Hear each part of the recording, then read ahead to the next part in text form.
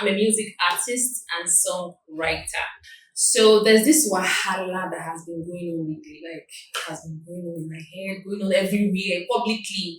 It's about the private copy levy scheme. To get the full story on the private copy levy palaver, I had to go to the man who has devoted a significant part of his life for the progress of the Nigerian creative industry. At 29 years old, songwriter, artist, and producer Tony Okoroji was elected national president of PMAN. He made PMAN one of the nation's most admired associations, rallying the nation towards the necessity for the respect of the rights of the creative people. Chief Tony Okoroji served twice as a member of the board of the Nigerian Copyright Council, which is NCC. I believe it is safe to say that no one knows more about copyright in Nigeria than the chairman of the board of the defunct Performing and Mechanical Rights Society, which is the PMRS, which metamorphosed into Copyright Society of Nigeria, COSON. I went to speak with the Fountain of Knowledge and a never say die fighter for the rights of the creative people, the prolific writer and author of the groundbreaking book Copyright and the New Millionaires, Tony Okoroji. Sir, welcome. Well, thank you, Kasi. Thank Sir, you. welcome, sir. I remember vividly in 2018, you went to Federal High Court to protest against Malami's bad behavior in regards to eating what is not his. So I felt I should visit and get to know on behalf of other music artists as well. Would like to know more about this private copy levy scheme. So sir, please help us to elaborate more. Thank you, Kasi.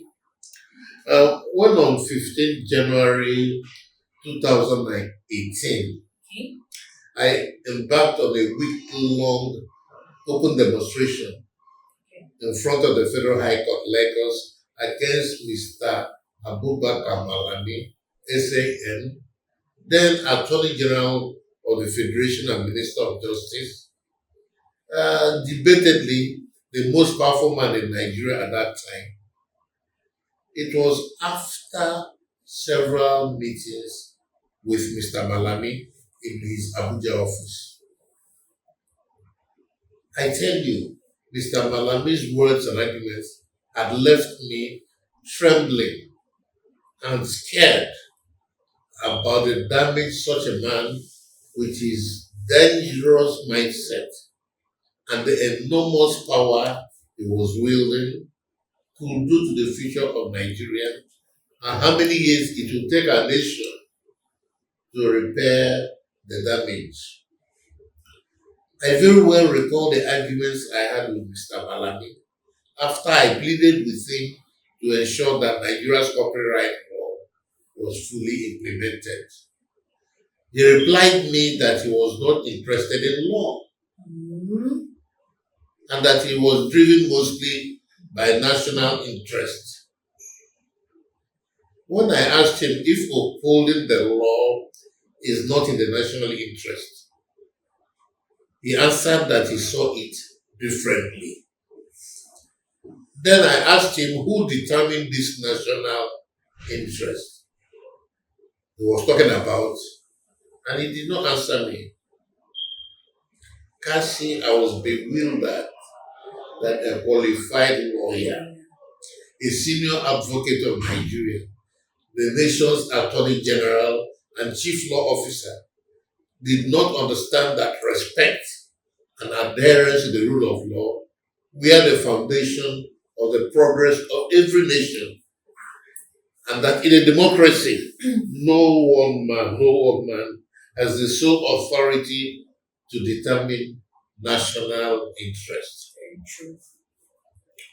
To tell you the truth, I was shocked that Abubakar Malami boldly went to the 2018 annual conference of the Nigerian Bar Association, NBA, to repeat to the lawyers gathered the same national interest theory he had argued with me.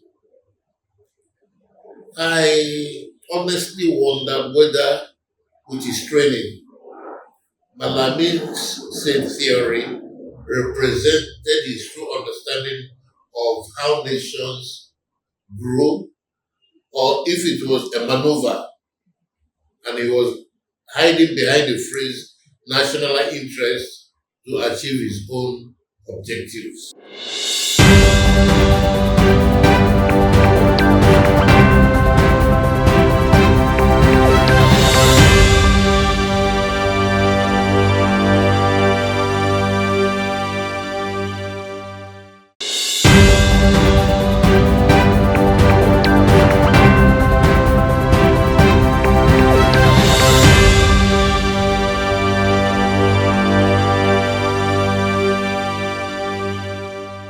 Hello everyone, my name is Kasi. I'm a songwriter and music artist. You'll recall that a few days ago on the Kasi Enquiry, we had posted the first section of my in-depth interview with Chief Tony Okoroji, chairman of the board Copyright Society of Nigeria, on the wahala that led him in 2018 to demonstrate for 1 week in front of the Federal High Court, Lagos, against Mr. Abubakar Malami, then Attorney General of the Federation and Minister of Justice. So you weren't scared to demonstrate against the man with so much power like that, like Malami? Cassie, when I began my demonstration against Malami, several friends and relations called me to and warned me about the dangers of publicly opposing a man with the huge powers Malami exercised. You know, Malami was known to be loyal to General Muhammad Buhari Yes. during the many years he contested elections to be a democratically elected president of Nigeria. To compensate Malami, when Buhari became president, he appointed Abubakar Malami Attorney General of the Federation and Minister of Justice. You know, as a result of Buhari's persistent ill health, the need for continuous travel abroad for treatment, and maybe a curious lack of full grasp of legal issues, Malami seized what he considered to be a national vacuum and unleashed his national interest theory and became the de facto emperor of Nigeria, controlling the nation's security and allied agencies and manipulating the judicial system, and began the amassing of dizzying wealth that it was intended to be unleashed and to eventually be deployed to grab political power for himself. So how did he do this? It was well known that Malami had ambition to become governor of Kebbi State and had set up what he called Academia for Justice and Development Initiative, a special purpose vehicle being used to raise money for his partisan electioneering campaign. Wow.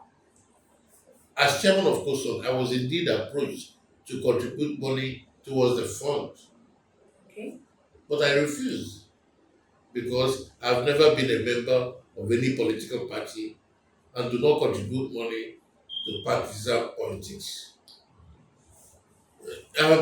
Let me tell you that I spoke with some ministers in the Buhari government who only spoke about Malami in whispers. They were afraid of him. The revelation that the EFCC has traced properties worth a whopping 212 billion naira Did you hear that? to Abubakar Malami Wow. should make everyone sit up.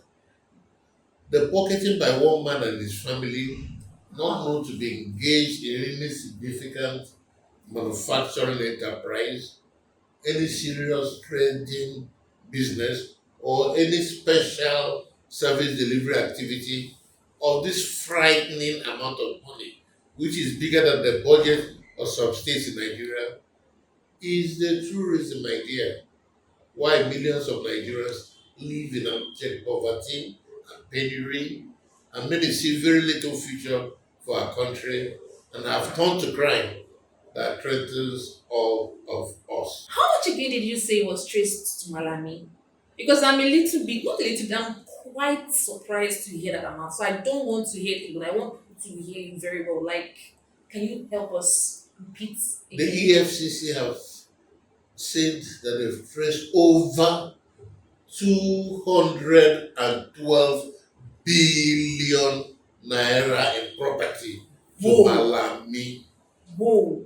The humongous amount of money said to have been traced by the EFCC to Malami may just be a mere fraction of the fortune tucked away by this man who seems to have his hands in every pie, including the so-called recovered Abacha loot, which has been relooted by deploying phantom legal consultants who pocket multi-million dollars in commission for purportedly writing agreements which many lawyers at the Federal Ministry of Justice can easily do for nothing.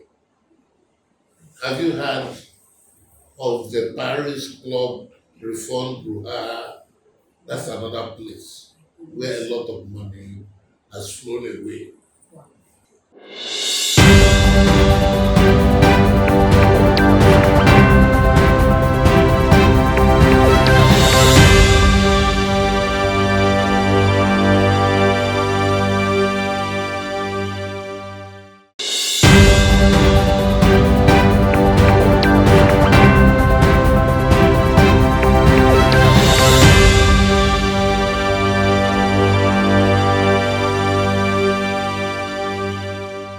Hello, once again, it's me, Kasi. I'm a songwriter and music artist. In part two, we talked about how Malami seized executive power and began to command the country with his national interest philosophy.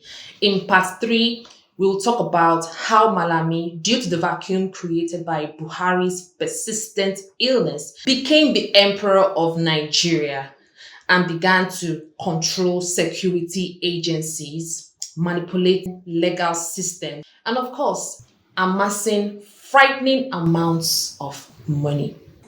So, sir, how did you meet Malami?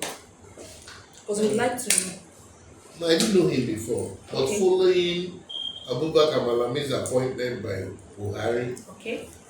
on November 25, 2016, I had led a custom delegation to meet with him in his office at the Federal Ministry of Justice in Abuja.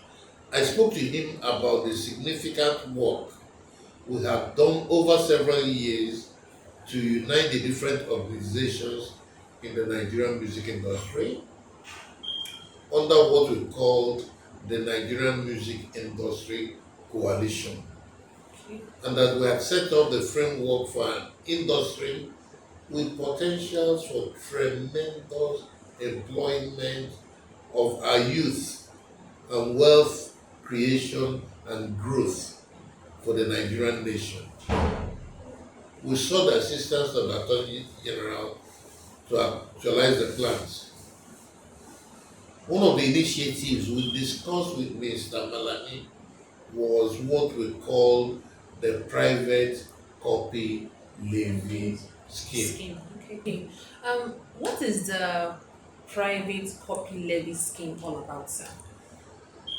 Okay, at a meeting during the period I was on the board of the Nigerian Copyright Council, NCC, now the Nigerian Copyright Commission, I had proposed to the board the possibility of instituting a scheme to recoup for the benefit of copyright owners the enormous amount of money lost in millions who use modern technology such as blank tapes, writable CDs, flash drives, photocopy machines and paper, smartphones, etc., to freely copy music, videos, books, etc.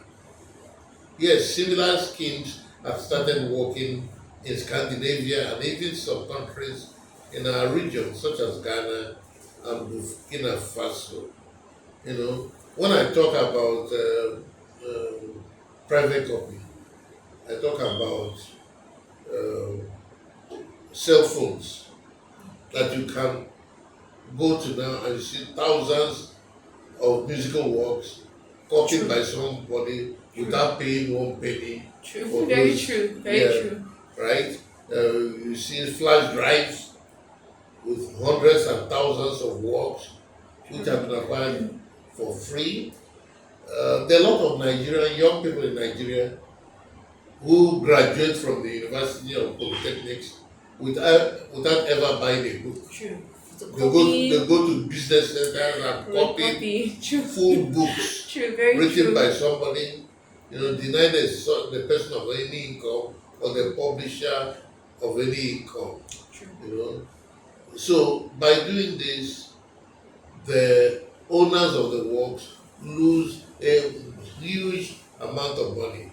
So when I spoke to the NCC board, which had some of Nigeria's finest brains and patriots, such as Professor Egerton Obiegara, Professor Vincent Chukwemeka Ike, Professor Ija Lagwa, Professor Zainab Akali, Dr. Bruce Onabrakweya, Professor H.I. Haya, Mr. Ade Afolayan, Mr. Frank Aige Mokwede, etc. This issue was exhaustively debated. My proposal. I was therefore then mandated to work with the late Professor Egerton Obiegara to produce a draft of the private copy levy scheme, taking into consideration the Nigerian peculiarities Okay. as part of the amendment to the copyright law being considered by the board. Mr. Bayo Ayebusi, a senior staff of the NCC, was given to us to act as our secretary. Our draft was approved by the board and proposed to the government. It was signed into law on December 28, 1992, as part of the Copyright Amendment Decree 98 of 1992. The provisions were captured as Section 40 of the Copyright Act, Cap 6, 28, Laws of the Federation of Nigeria, 2004, and significantly reproduced as Section 89 of the present Copyright Act, 2022. Let me tell you that several years after I left the board of the NCC, I was invited by the NCC again to assist them in writing the necessary regulations for the takeoff of the private copy levy scheme. I worked in Lagos with assistance of Mr. Chinedu Chukwuji, then General Manager of COSON, and Mr. Mike Akpan, a member of staff of the NCC, to produce the regulations, which was forwarded to the NCC and published in the Federal Gazette as Copyright Levy of Material Order 2012.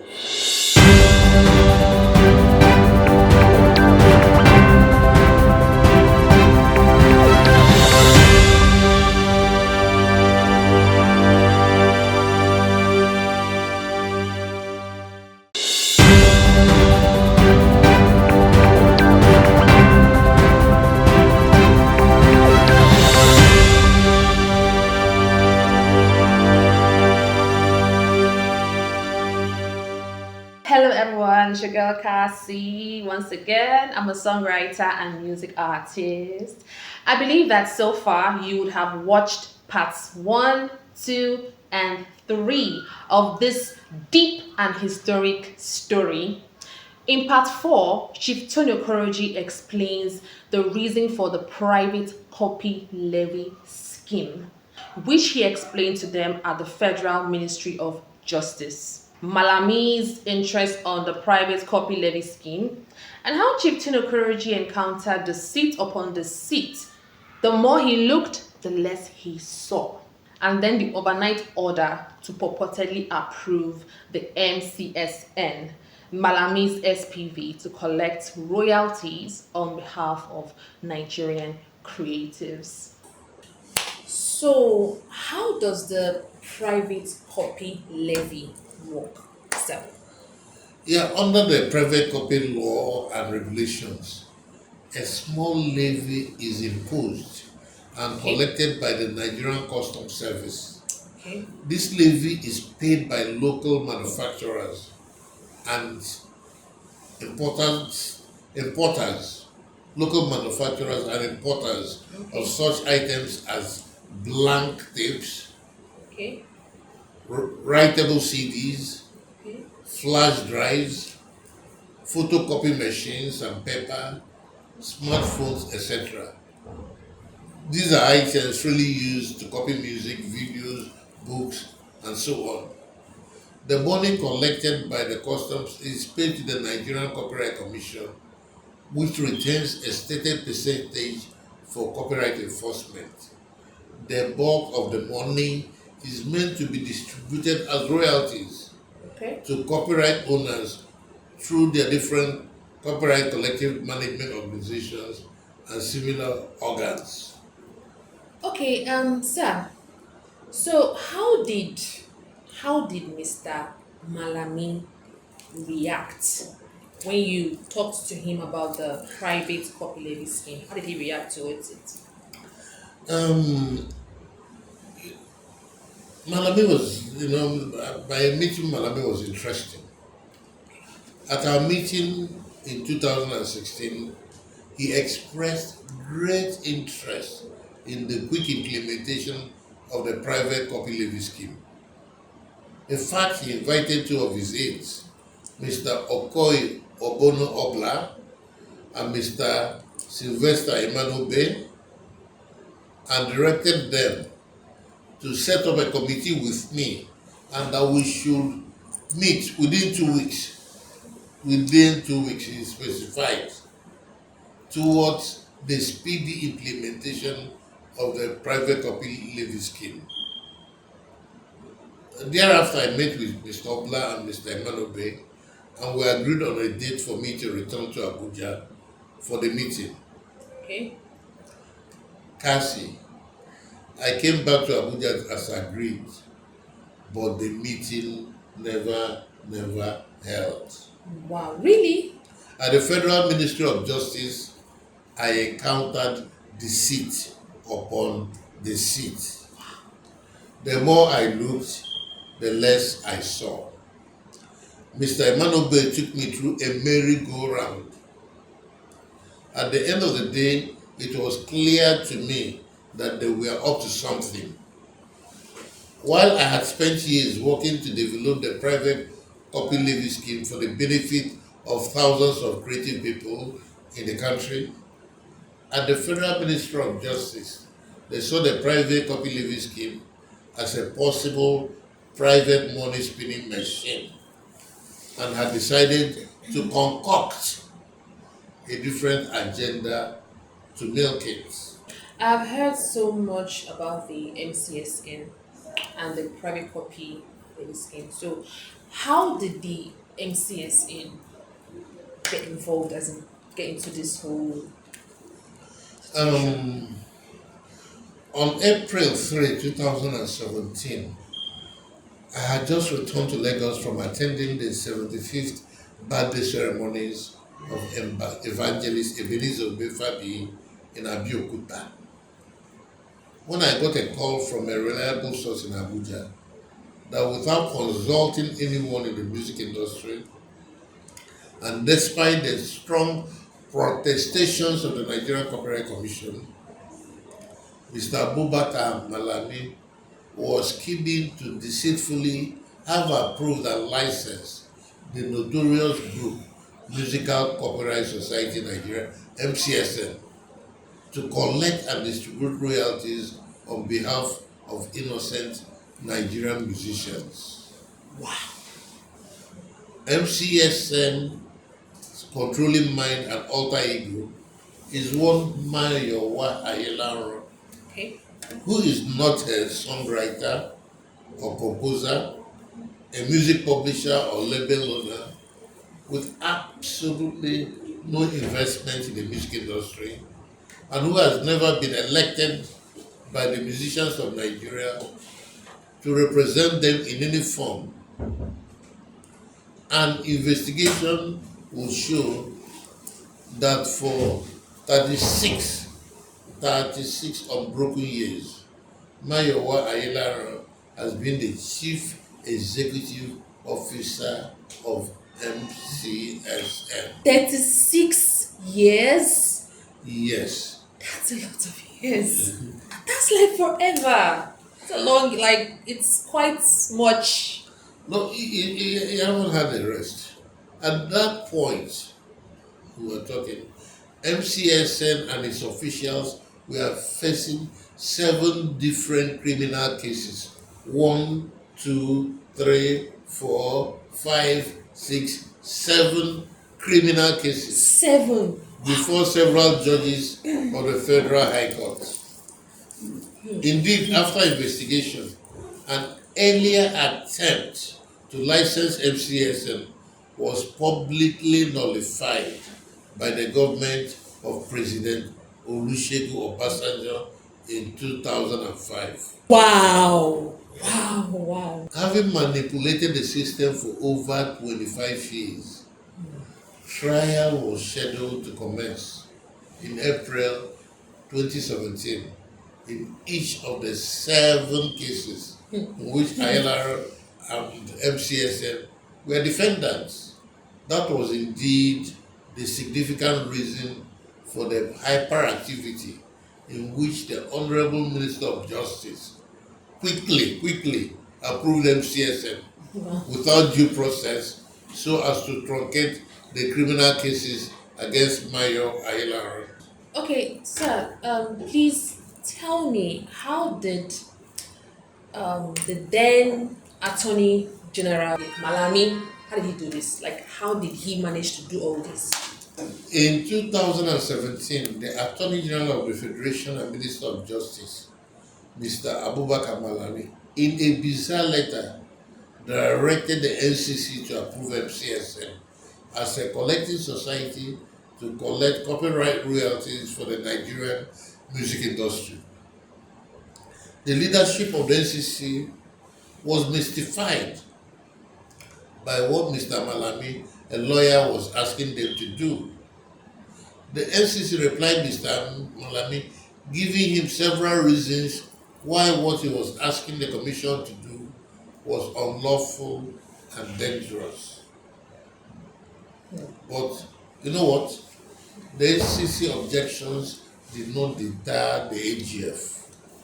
In a strongly worded letter dated 22nd March 2017, Mr. Malami ordered the NCC, despite the strong protestations of the Commission, not only to immediately license MCSN, but to withdraw every case filed by the Commission against MCSN. Wow. Including the 7 criminal cases at the Federal High Court before Justice Mojisola Olateregu Ishola, Justice Babatunde Kwewumi, and Justice Abdul Aziz Anga. You know there's something. Any young lawyer will tell you that the AGF has the power to file a nolle prosequi to stop any case. In this situation, the AGF did not file a nolle. They ordered the NCC to abruptly withdraw the cases, referring to the powers he said he had under Section 50 of the Copyright Act as it was. This is becoming more interesting. Directives to the NCC. Wow. The only problem is that the law in Section 51 expressly vested the power to give directives to the NCC in, I quote, the minister charged with the responsibility for culture, unquote, and not the AGF. We are reasonably informed that Mr. Malami had to personally go to the different courts to stop the impending trial of the cases. To protect their jobs, the staff of the NCC had to bow to the weird demands of Mr. Malami, even though they knew very well that what they were doing is blatantly unlawful. Of course, eventually they began to defend what they knew was glaringly wrong so as to protect MCSN, which we all know is Malami's special purpose vehicle.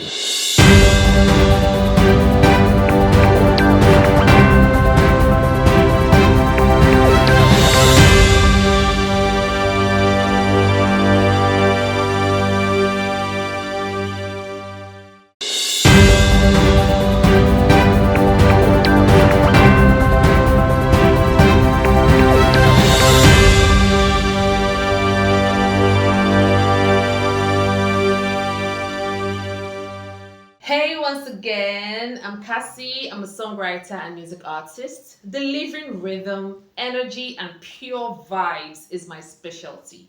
Welcome back to the Kasi Enquiry. If you have followed this series, you would have become familiar with the wicked scheme to milk billions of naira from Nigerian innocent musicians by a syndicate operating from the Federal Ministry of Justice, working with some scammers in the Nigerian music industry. In part 5 of this historic expose, Chief Tony Okoroji reveals how the former Attorney General of the Federation, Abubakar Malami, demolished due process, abandoned the federal rules and regulations, and ordered the Nigerian Copyright Commission, which is also known as NCC, to overnight approve the syndicate Musical Copyright Society of Nigeria, which is also known as the MCSN, as a collecting society against the will of the commission and the music industry, so as to siphon billions of naira in the name of Nigerian musicians. Chief Tony Okoroji also tells the chilling story on how a federal high court judge, Justice Ibrahim Buba, was harassed and intimidated not to address the wicked backroom purported approval MCSN, which had been serially rejected by the federal government. What did you do when you learned about this whole scheming going on? Like, what did you do? On learning about this strange development, I sought to see the AGF because I was sure that his directives would set the music industry on fire. I'm very familiar with the Copyright Act. I served on the committee that drafted the act as it was. I'm familiar with the NCC. I was twice on the board of the NCC. I know the Nigerian music industry from several directions as an artist, a producer, a label owner, Okay. former president of PNAN, chairman of the defunct PMRS, and of course, chairman of Copyright Society of Nigeria, COSON. Okay. So, I met with the AGF in his office in Abuja on April 5 and 6, 2017. After our discussions, during which I gave to him a copy of the law and several related documents, Mr. Malami said to me that COSON was a monopoly and that the Buhari government was against monopolies. I explained to the AGF that across the world, because of the unique nature of CMOs, they are not profit-making organizations, but companies limited by guarantee and are mostly monopolies.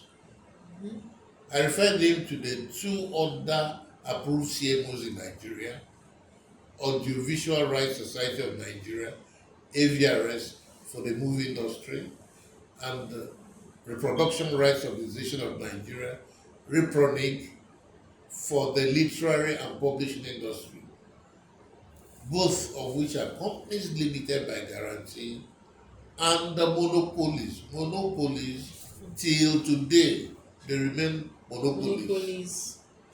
Mr. Malami then said to me that he did not quite understand the issues, Okay. but had acted Mm-hmm. out of persistent pressure from his SA media, one Saliu Otman Issa. Okay. He also told me that he was alarmed at some point with the unending pressure of Issa, and that he had asked Issa what his interest was in the matter. My dear, I believed Mr. Malami. To cut a long story short, Okay. I asked the AGF what he was going to do about the matter. Since he had become better informed, he looked at me, eyeball to eyeball, and said, "Give me 7 days." Okay. 7 days passed and nothing happened. Whoa. Another 7 days went by and I called the AGF, Okay. who would ordinarily take my call, and there was no answer. I sent him a text and there was no reply. No, it's kind more interesting. I followed up with an email which received no acknowledgement. My dear, it became clear to me that I had been sold a dummy. Wow. Mr. Malami all the time. Wow. knew This is serious. what He was doing. Exactly. He knew what he was doing. At Koson, we addressed a press conference on the issue. Thereafter, I was repeatedly sent very vile and foul text messages by a very senior aide of Mr. Malami, calling me all kinds of names in gutter language. He really? This was followed by mails threatening me with legal action. So they went that far to. Yes. They even went beyond that. When it became obvious that despite his promise, the AGF had pecuniary interest in the matter and would never address the problem, we took the issues to the Federal High Court by originating summons for a resolution. Justice Ibrahim Buba of the Federal High Court was assigned the case, and he was faced with intimidation so that he would not deliver judgment in the matter as he deemed fit. Kasi, on December 6, 2017, Justice Ibrahim Buba stepped into his courtroom in Ikoyi. His courtroom was full to the brim. Justice Buba was scheduled to deliver an important judgment on the key question we had raised by originating summons, which was this: under Nigerian law, was the syndicate Musical Copyright Society Nigeria CSN properly approved as a collective society and authorized to collect money on behalf of innocent Nigerian musicians, a matter that was important to the Nigerian creative industry. In Malami's rush to declare MCSN approved and save Mayowa Ailara and his gang from trial and get them to continue milking the music industry, or modicum attempt to follow due process, were any steps taken to ensure that the mandatory requirements prescribed in the Copyright Collective Management Organizations Regulations 2007 were followed? Sir, we would like to know what issues were you expecting Justice Buba to rule on? Thank you. The issues Justice Buba was to rule on included the following: did MCSN file an application with the LCC in the prescribed form as required under the Copyright Collective Management Organization Regulations 2007? Of course, the answer is a blatant no. Another one, did FCSN pay the prescribed fee to the federal government as required under the Copyright Regulations 2007? Of course, the answer is a blatant no. Now, did MCSN submit the many documents required to be submitted to the NCC under the Copyright Regulations 2007? Which documents are required to be evaluated before the grant of any approval? The answer is another blatant No. no. Okay. Now, who carried out the evaluation of the MCSN application? Where and when? No one did. My dear, what Abubakar Malami, Nigeria's Attorney General, did was tantamount to announcing that someone who did not register for an exam, never paid the exam fee, and never sat for the exam, had passed the exam in flying Colors. Justice Buba did not deliver the judgment. A visibly angry Buba announced that the evening before he had received a petition against him from a party in the case, obviously trying to intimidate him. He announced that, quote, come rain, come sunshine, unquote, he will deliver the judgment on December 14th. So, did he deliver the judgment? Lo and behold, on December 14th, Justice Ibrahim Buba still did not deliver the judgment. Whoa, wow, this is becoming more interesting. He said that the case file had been taken from him to Abuja, Okay. and he had no choice but to adjourn the matter sine die or till further notice. Mr. Abubakar Malami, the very powerful AGF, did not think that anyone would have the audacity to ask the questions we asked. He did not want our questions answered. Hence, the mustling of Justice Ibrahim Buba. You see, I never thought I would ever see a day in my fatherland when the rule of law will be so violently and brazenly assaulted.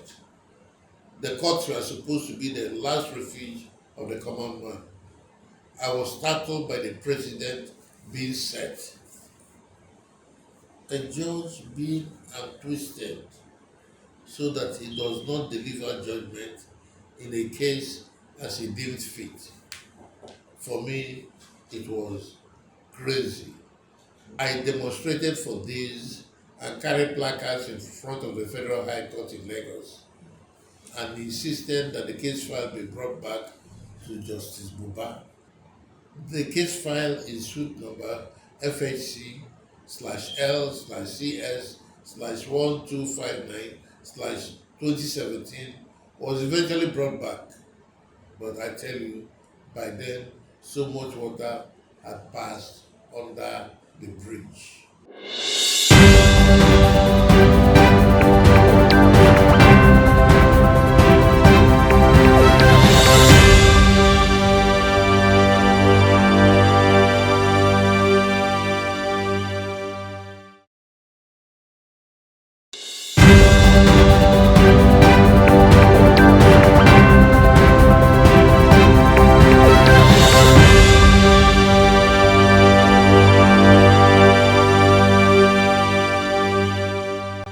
Hello, everyone. It's your favorite once again. My name is Kasi. I'm a songwriter and music artist. Welcome back to the Kasi Enquiry. In part 6, Chief Tony Okoroji told a story of the suffering, punishment, and excruciating trials he was subjected to because of his 100% commitment to defend the rights of creative people. He talks about how Abubakar Malami, who said he does not like monopoly, schemed to make MCSN his special purpose vehicle a monopoly.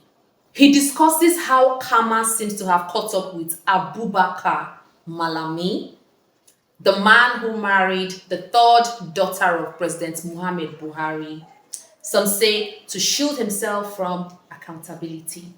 Malami appears to have lost out with the death of President Muhammad Buhari as his protector is not available anymore. Please watch this compelling story in part 6.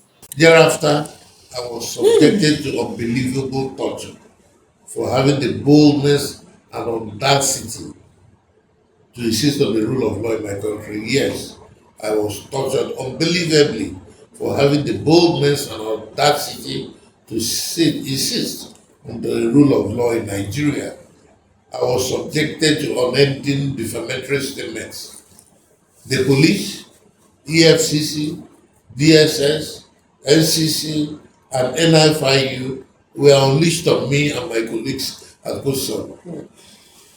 One evening, I was abducted by 5 men bent on driving me to Benin City in the middle of the night and possibly wasting me on the way. From Lagos? From Lagos, yes. Wow. So they came like men from the blues with guns. Wow. The Almighty saved me. Put some bank accounts, my personal bank accounts, and my private business accounts were all frozen, even though there was just very little sums of money in the accounts. No kobo, I repeat, no kobo of which was obtained by any illegal activity. At some point, it was difficult for me to even buy food, but I swore to defend my industry and my country, and I remain satisfied that no great nation has ever been built by cowards. In a startling showcase of Abubakar Malami's duplicity, on 30th April 2018, Kusan received a letter from the NCC stating that the Attorney General of the Federation had approved the suspension of the license of Kusan. Can you see that by trying to kill Kusan, the man who says he does not like monopoly has just taken clear action to make MCSN a monopoly? Wow, this is serious. His special purpose vehicle for personal enrichment and the enrichment of his cronies and loyal friends was to be given an unchallenged authority for music copyright licensing, collection, and distribution in Nigeria. Thereafter, everything was done to stop the operations of Kusan, the Nigerian organization set up by the music industry and respected by the copyright community across the world. Kusan, which by far has the largest membership of copyright owners in Nigeria and the biggest repertoire of musical works and sound recordings in our sub-region, with the widest reciprocal representation partnership in nearly every country in the world, had developed a database and infrastructure for copyright royalty distribution. Obsessed by greed and avarice, Abubakar Malami, the man who told everyone that he was driven by national interest, cast the interest of the Nigerian nation to the dogs and took every narcissistic step he could to destroy Kusan, which had taken the music industry many years of hard work to build. Without flinching, he set out to destroy the income of thousands of musicians, music publishers, and label owners who are members and affiliates of Kusan, and extinguish the employment and management staff of Nigeria's most accomplished creative industry organization.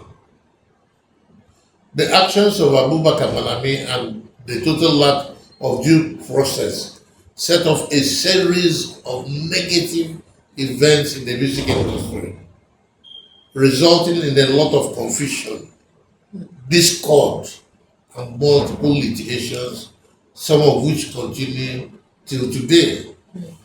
As a consequence, the industry has lost several billions of naira, and many musicians and music investors have died without getting the benefits of their labor.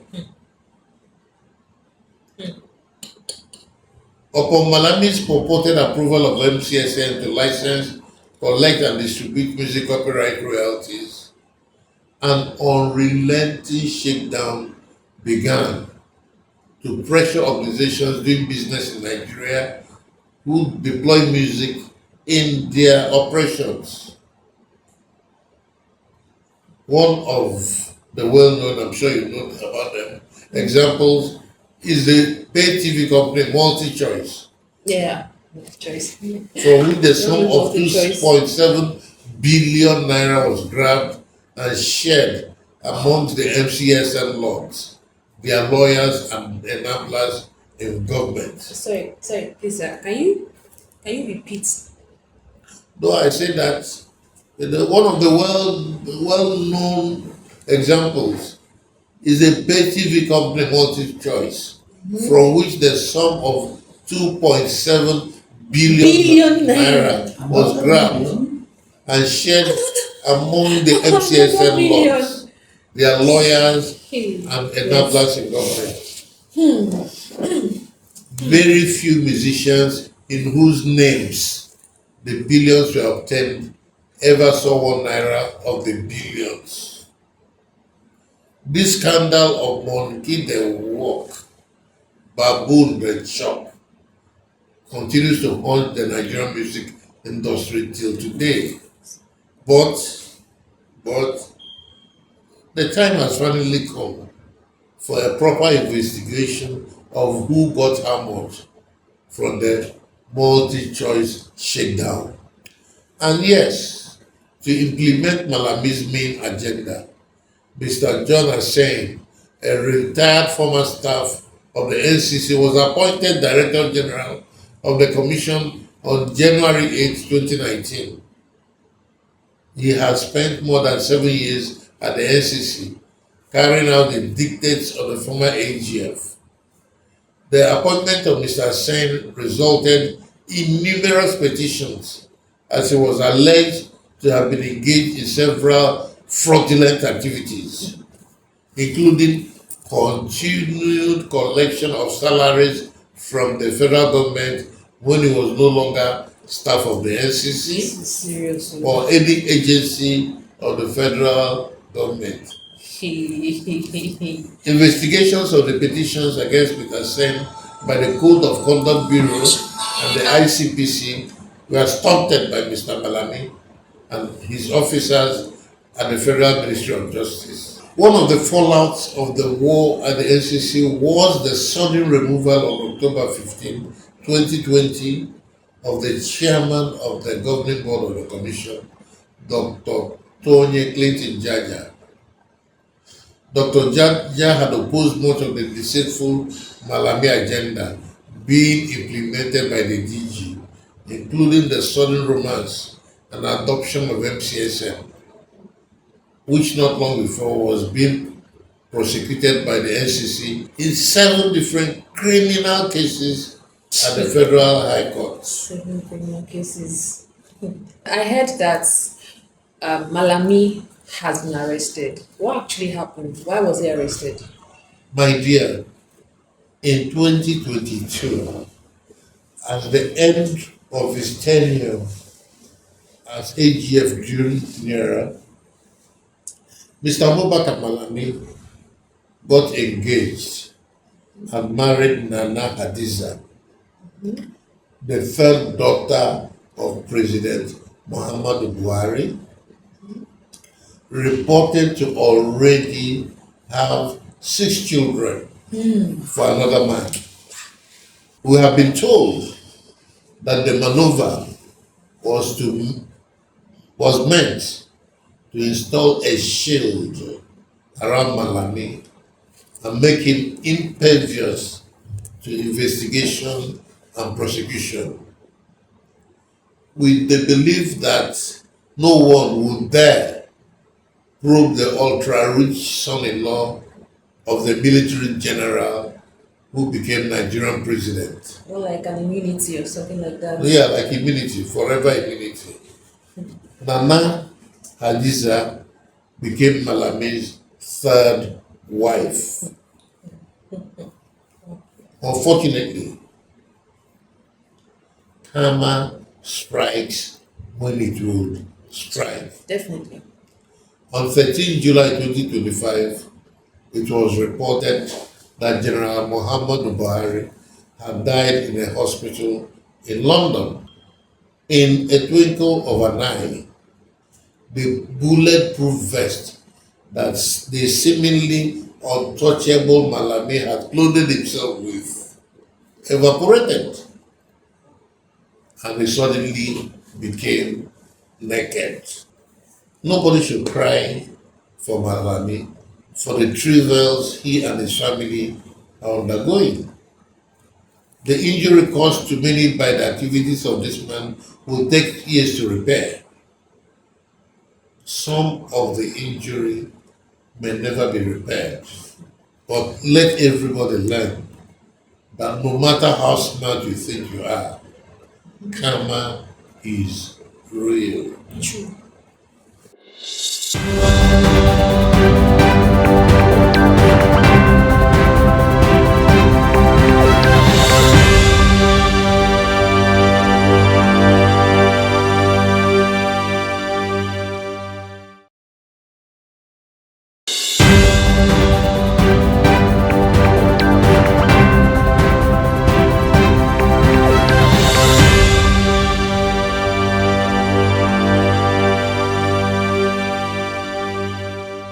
Hello, lovelies. It's your star girl once again. Yeah, my name is Kasi. I'm a songwriter and music artist. Welcome back to the Kasi Enquiry. In part 7, the final and concluding part of this most incisive, educative, and historic analysis of a very important issue in Nigeria's creative space. Chief Tony Okoroji, master of Nigeria's copyright evolution, not only speaks about the challenges created by the former Attorney General of the Federation, Mr. Abubakar Malami, but makes demands on the actions that must urgently be taken to resolve the private copy levy palaver and chaos and other copyright issues, so as to have sustained stability and transparency in the Nigerian creative industry. Yes, we'll go back to your question. In the last several weeks, the Nigerian creative industry has practically been on fire. Apparently, the Nigerian Customs Service has released funds collected under the private copy levy scheme, which we first introduced to Abubakar Malami. It has become clear that a sum of 1.2 billion naira has been allocated to the NCC under the leadership of John Hussein to MCSN, Malami's Special Purpose Vehicle, the leadership of which played no role in developing the scheme and which does not have the database or structure to manage the scheme. The development has sparked a lot of questions and agitations within the creative industry. Among the many questions being asked are: one, how much of the whole has the Customs Service collected with regards to the private copy levy scheme? Two, how much has the NCC received from the Customs Service with regards to the private copyright levy scheme? And three, how was the money received by the NCC from the private copy levy scheme being shared to ensure that it equitably reaches all rightful beneficiaries, and of course for who, where, and when was it decided on how the money is to be shared? Important questions, true. Great. But let me say that we warn everybody that karma is not done. As the Abubakar Malami experience shows, all those who think that they are smart and are feeling fat at the expense of Nigerian musicians and the music industry will surely pay dearly for their dreams. Definitely. I want to say to you that we've been unflinching, unwavering, and unapologetic in building and maintaining COSA and ensuring that COSA is a world standard institution and a first class organization that protects and promotes the rights of creative people in the Nigerian music industry and the music industry across the world. We have done this with utmost transparency. Without doubt, COSON is the most solid and formidable organization the Nigerian creative industry has ever built. True. Every single year since the incorporation of COSON, we have had our accounts professionally audited. I give it to person. Recently, COSON invited one of the most respected accounting firms in the world. I didn't say accounting firms in Nigeria, but accounting firms in the world, Global. and subjected itself to a complete 7-month forensic audit, something no other organization in the history of the Nigerian creative industry has ever done. COSON has distributed hundreds of millions of naira in copyright royalties to music industry stakeholders spread across the country in a most transparent manner. In the era of the 2020 COVID-19 lockdown, COSON sent badly needed money to its members across the country. Every year in the last 3 years, COSON has distributed palliative royalties to thousands of musicians across the country. Unfortunately, a man like Abubakar Malami, who should protect us, was told that COSON is a gold mine. So he began to work assiduously with some fraudsters, bad fraudsters within our industry to appropriate the organization for themselves and their friends. We have had to deploy the law Okay. like no other organization in the history of Nigeria to form a bulwark against the people in and out of government whose modus operandi has been to grab everything in Nigeria for themselves, their friends, and families. Family. With no thought of the other people in Nigeria, the young people of our nation, our children and grandchildren. To them, we have said, no way. We have been to practically every court, everywhere in the land, and held our heads high. Without the decisions of those distinguished judges of the courts who remain committed to truth and justice. COSON, this great pan-Nigerian organization that has become the nation's most formidable agent of strength, unity, progress, and growth for the creative industry in Nigeria, will since have been sucked dry and wiped away. I remember being warned to get out of the way or I'll be crushed by the power of the state. I have made it clear that I'm prepared to lay down my life in the defense of the rights of the creative people of Nigeria.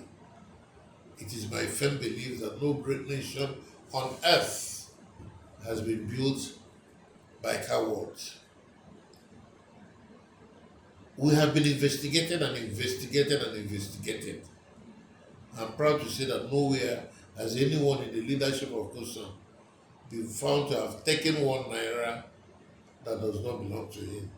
What is good for the goose is also appropriate for the gander.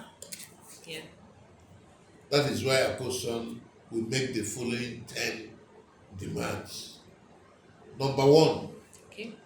that to make certain that there is sanity and their stability in the Nigerian creative industry going forward, the federal government must intervene immediately and ensure that the scam machine foisted on the Nigerian music industry by Mr. Abubakar Malami, the immediate past Attorney General of the Federation and Minister of Justice, to enable him, his friends and cohorts to siphon money belonging to innocent Nigerian musicians and other creative people is dismantled immediately.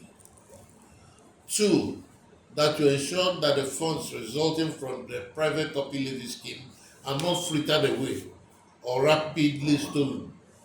The federal government should immediately request that no penny resulting from the scheme is shared or spent by anyone forthwith until an equitable process for the distribution of the funds between the various right owners is determined in an open and transparent manner. Three, that the purported approval license given to Musical Copyright Society Nigeria to collect royalties on behalf of innocent Nigerian musicians by Mr. Abubakar Malami, the immediate past Attorney General of the Federation and Minister of Justice, without following due process, be immediately annulled in the same manner that the earlier approval license given to MCSN was annulled by President Olusegun Obasanjo. Four, that the 7 criminal cases at the Federal High Court instituted against MCSN and its officers, which under bizarre circumstances were stalled by the immediate past Attorney General of the Federation, be reopened and fully prosecuted by the Nigerian Copyright Commission, or in the alternative, by a private prosecutor appointed by the Attorney General of the Federation. Five, that a thorough forensic audit of MCSN be mandated and carried out by a notable auditing firm to determine who received what from the 2.7 billion naira obtained from MultiChoice and all the other funds that have been collected by MCSN as royalties on behalf of Nigerian musicians, the music industry, and the foreign right owners. Six, that a thorough forensic audit of the Nigerian Copyright Commission be conducted to establish that the funds allocated to the Commission have been justifiably utilized. Seven, that the proper investigation of the sources of income of the leadership of MCSN be carried out without delay. Eight, that after over 7 years of implementing the agenda of Mr. Abubakar Malami, Mr. John Hussein, who has multiple petitions hanging on his neck, be relieved of his position as Director General of the Nigerian Copyright Commission without delay, and an even-handed person be appointed to head the commission. And nine, that all members of COSON should be warned that the recent desperate campaign of the leadership of MCSN asking right owners to join their discredited organization is to use them to cover up their long-standing deception and daylight robbery of the funds belonging to the musicians of Nigeria. And 10, that no member of COSON should answer the call of the shameless, distressed, and factionalized leadership of PIMAN, which fraudulently sold the land allocated by the government to build the PIMAN Plaza in Abuja and pocketed the money and is now looking for Nigerian musicians to use as pawns in his fraudulent marriage with the leadership of MCSN to further defraud the musicians of Nigeria of billions of naira belonging to them.